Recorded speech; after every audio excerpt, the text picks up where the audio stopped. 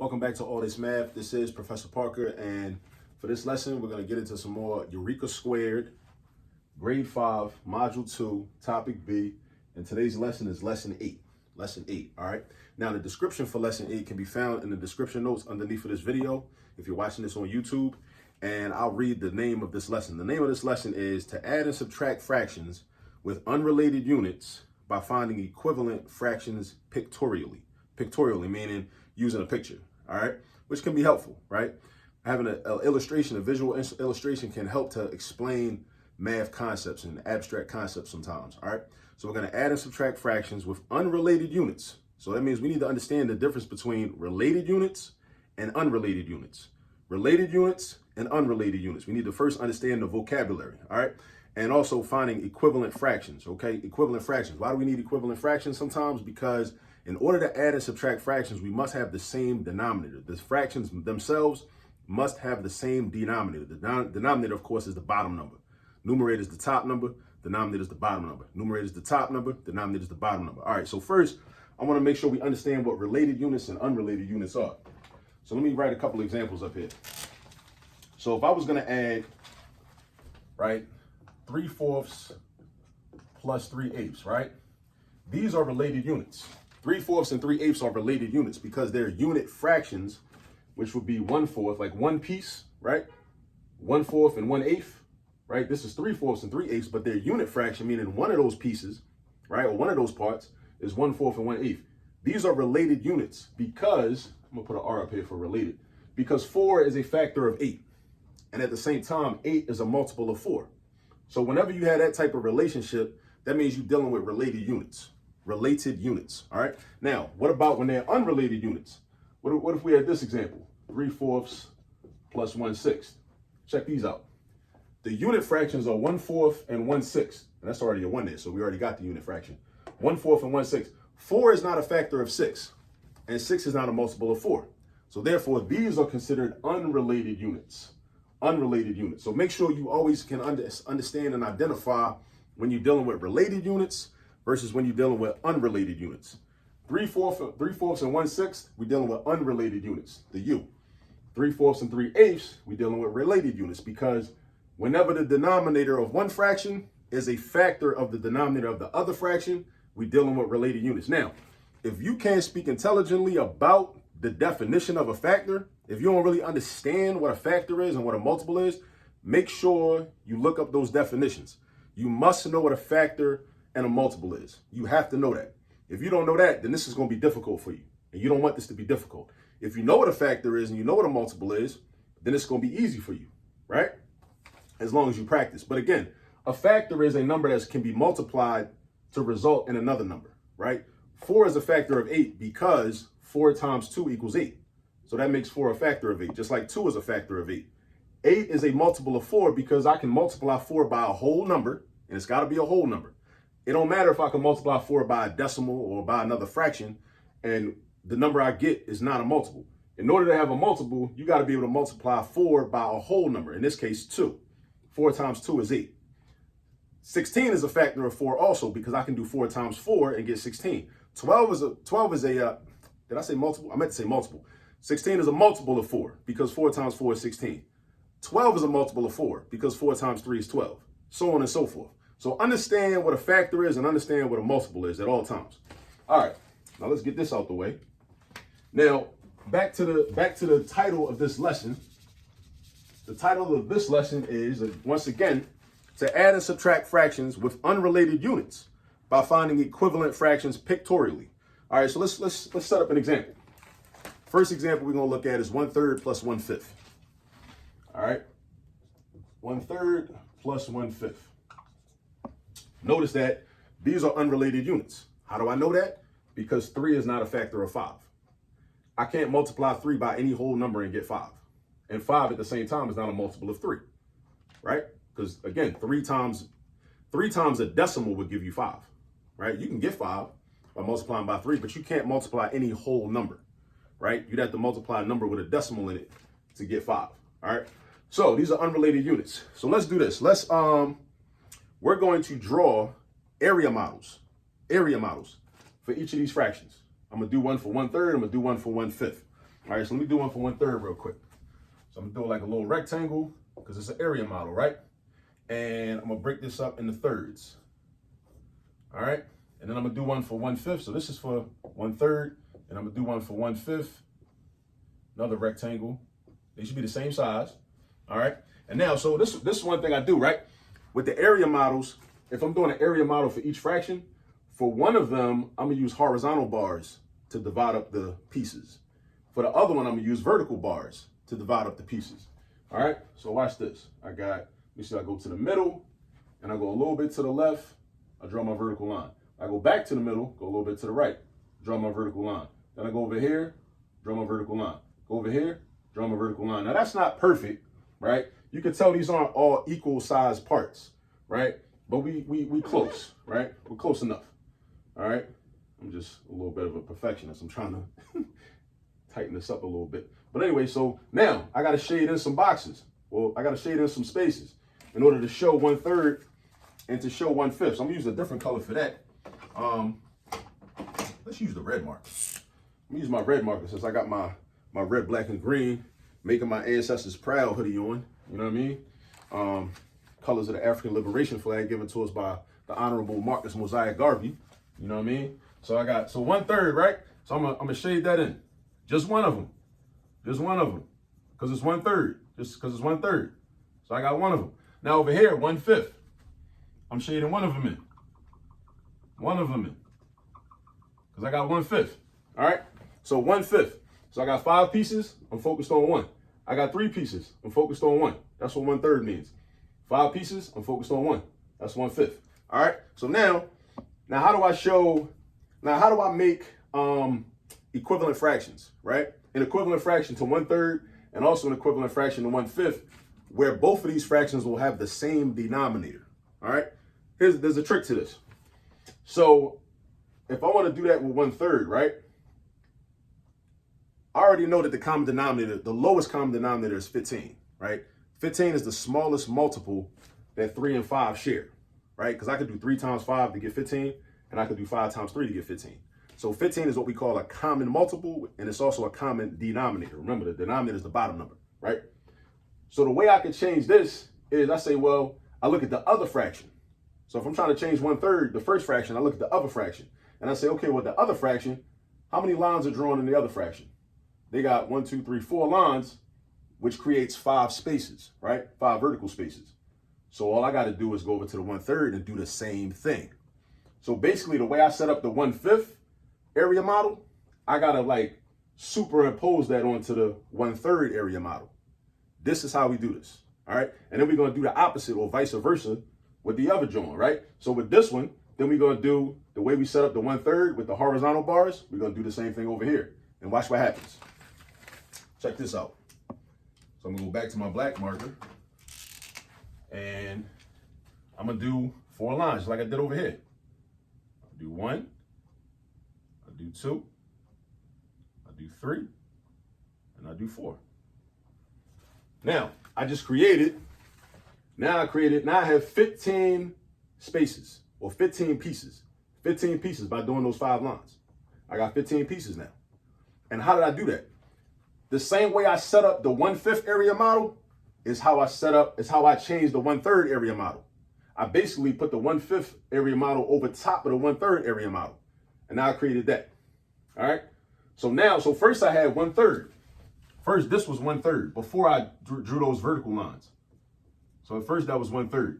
But now it's not 1/3 no more because now I got 15 pieces all together. Right? So now I got 1, 2, 3, 4, 5. Which is 5/15.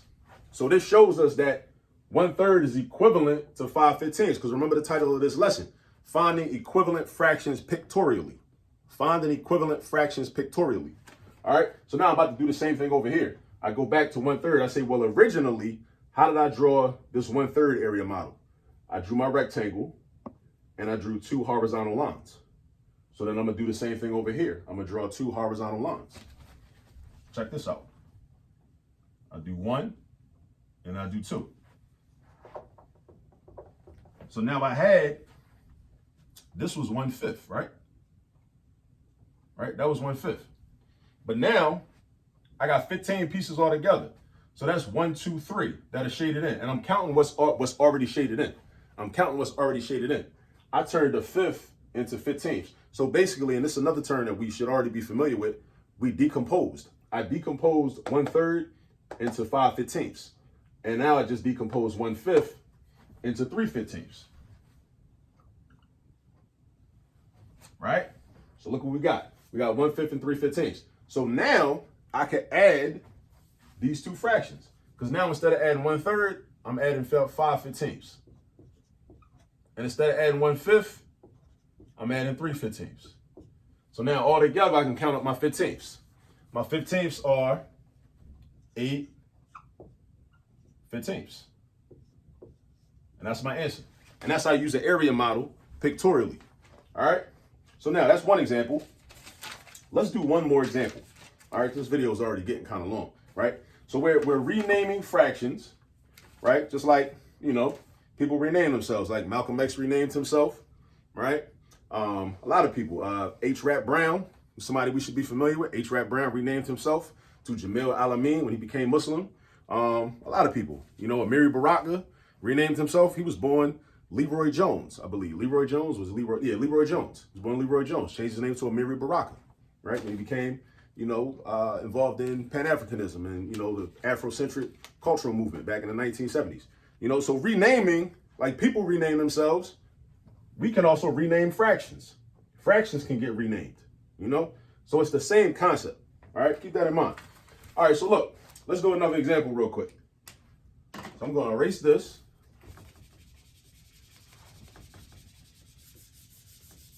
And I want you to be comfortable with drawing area models, all right? Area models are your friend, right? It's like drawing pictures, like being in art class. You know, if you like drawing pictures, you like doing sketches, you know, it's the same thing. You know, so it's a way to, like, if you think that's fun, think of it like this. You're doing the same thing in math class. So if you traditionally don't like math, just think of a way to think of math as like a more fun class because, you know, you get to draw in math, right? You get to draw pictures, draw shapes and all that, you know? Exhibit your artistic talent, artistic ability and all that. So let's do 2/4 let's do subtraction. 2/4 minus 2/6.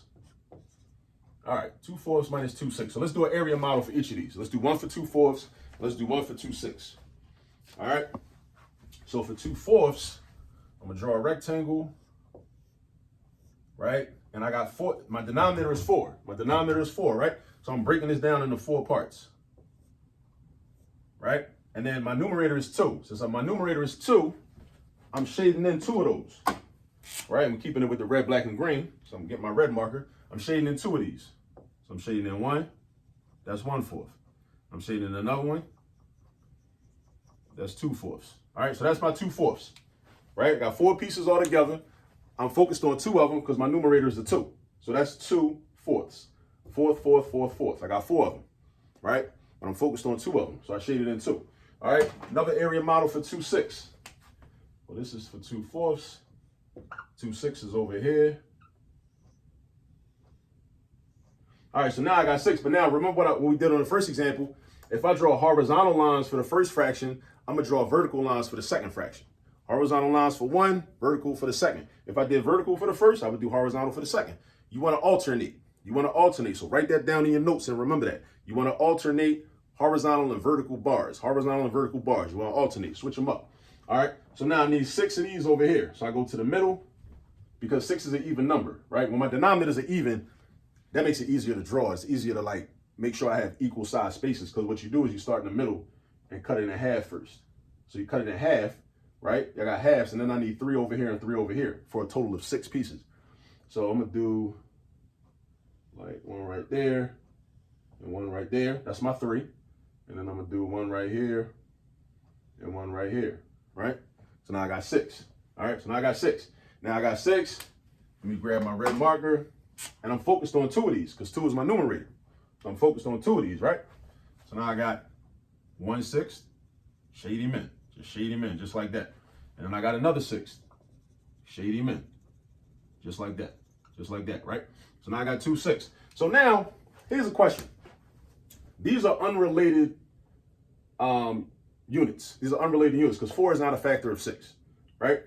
But 4 and 6 have a bunch of common factors. right? So we got options. That's another thing I want y'all to think about. We got options in terms of how we can decompose 2/4 and how we can decompose 2/6. Remember, decomposing is when you break the pieces down into more pieces, right? And because it's more pieces, the pieces are smaller. That's why we call it decomposing. Decomposing, the fractional pieces get smaller. The fractional pieces get smaller. Decomposing. When we compose, the fractional pieces get bigger, right? Even though the denominator gets smaller. So decompose, denominator gets bigger, but the pieces get smaller. Compose, denominator gets smaller. Denominator gets smaller because the pieces get bigger. Pieces get bigger. So make sure you have that written down somewhere in your notes. All right. Decompose, denominator gets bigger. Compose, denominator gets smaller. Decompose, denominator gets bigger. Compose, denominator gets smaller. All right. But if we decompose this, 12 is a common multiple of 4 and 6. 12 is a common multiple of 4 and 6. But so is 24. 24 is too. Some people would just look and say, well, 4 times 6 is 24. So I want to use 24, right? And then they might say also, and in terms of also keeping with our method from the first example, because this was cut up into 6 pieces or 6 parts, we would do the same thing with the first fraction. So let's just be consistent, right? But I still wanted you to think about the fact that we don't have to all the time break this up into however many the other fraction was already broken up into, right? We could have just did 12. If I wanted to decompose this into 12ths, I would just do 3 lines instead of 6. And if I wanted to decompose this into 12ths, I would do just 2 lines instead of 4, right? Just something to think about. But anyway, let's be consistent. Let's be consistent because what we do is we decompose 2/4 by doing the same thing we did in this area model and this area model. Same thing we did over here, we do over here. So if I drew 5 lines to make 6 equal parts over here, I'm gonna draw 5 lines to make 6 equal parts over here. So I draw my line down the middle, and I draw another one, and I draw another one, and I draw another one, and I draw another one. And now originally I had 2/4, right? And now I got 24, so I got 24 pieces altogether. 1, 2, 3, 4, 5, 6. 6 times 4 is 24. Area model, just multiply the number of columns by the number of rows. That's the benefit of an area model. Remember that. All right. So then we got, let me see, 12 24ths. So 2/4 is equivalent to 12 24ths. 2/4 is equivalent to 12 24ths. 2/4 is equivalent to 12 24ths because they both equal to a half. That's like the transitive property. They both equal to a half. If a half is equal to 2/4 and 2/4 is equal to 12 24ths, then a half is also equal to 12 24ths. That's called the transitive property. You're going to see that in the future. All right, now let's do the same thing with the 2/6 right here. If I originally drew 4 horizontal lines, well, created 4 horizontal pieces with 3 lines, I'm going to do the same thing over here. So watch this. I draw 1, and I draw 2, and I draw a third one. Now I got 4 pieces. All right. Now this was originally 2/6, right? Because it was 2 out of 6. But now I added these 3 lines. So now I got 24 pieces. So now I got 1, 2, 3, 4, 5, 6, 7, 8. Yeah. So that's now 8 24ths. All right. And now I can add. Now I can add them together. All right. This video is getting kind of long. So let me just finish this up and then we'll be out. All right. So now instead of doing 2/4 minus 2/6, we're going to do 12 24ths because these are equivalent. These are equivalent. So I can replace 2/4 with 12 24ths. And then I subtract, instead of 2/6, I'm going to subtract 8 24ths because these are equivalent, right? 12 24ths minus 8 24ths is going to be 4 24ths. 4 24ths. And then 4 24ths is going to be equal to 1/6. Because 4 divided by 4 is 1. 24 divided by 4 is 6. And that's how we reduce fractions. We're going to talk more about that. This is composition. Reducing a fraction is the same thing as composing. It's composition. All right, because the denominator got smaller. When the denominator gets smaller, right, composition, the denominator gets smaller. Decomposition, the denominator gets bigger. The pieces get smaller. The pieces get smaller. It's a lot to keep track of. That's why you got to write it down and like repeat it over and over again verbally. You know what I mean? So yeah, so definitely. So this has been lesson 8, Eureka Squared, grade 5, module 2, topic B. And definitely practice more examples like this. All right. But hopefully this kind of is a guide to show you how to create the area models. All right, how to create the area models. If it ain't fully make sense, run the video back from the top. All right, see you on the next video. Peace.